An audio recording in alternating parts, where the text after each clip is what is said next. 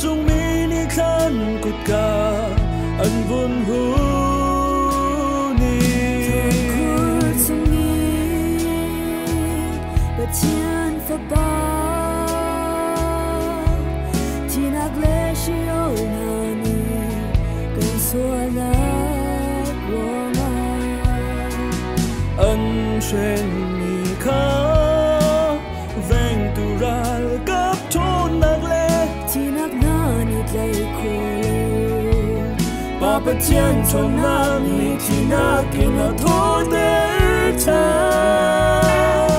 hallelujah van chung chon na alang ta tu tho cha na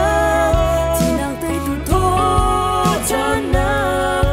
dan nak mu sa tu bia te ta ro chung nak pe tu Jesu Christo cha na su tu bia te dai nak pe tu tho cha na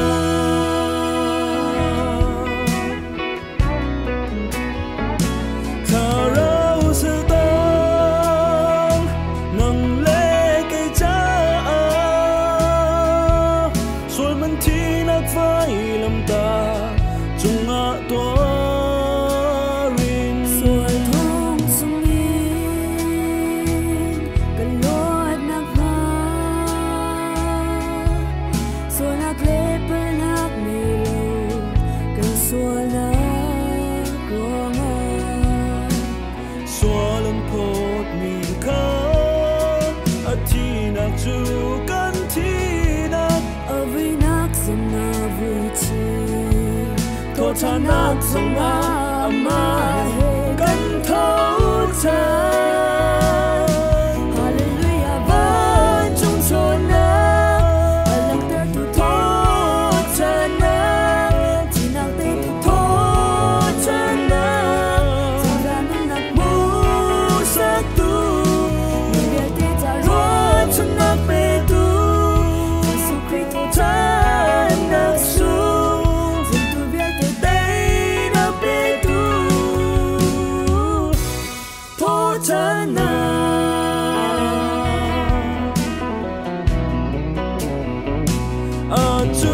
sana ba or le kama nang le ke chau na hun aram di in avoy ni na ara thala hanak le boy nak sumi azum tu lạc tràn đình ngỡ van chung ral kap thon nak le nu ko thong ni ara lai le her na ka ta ki chin nak ten kan tho lai hallelujah van chung chon na alang ta tu tho cha na tinak te tu tho cha na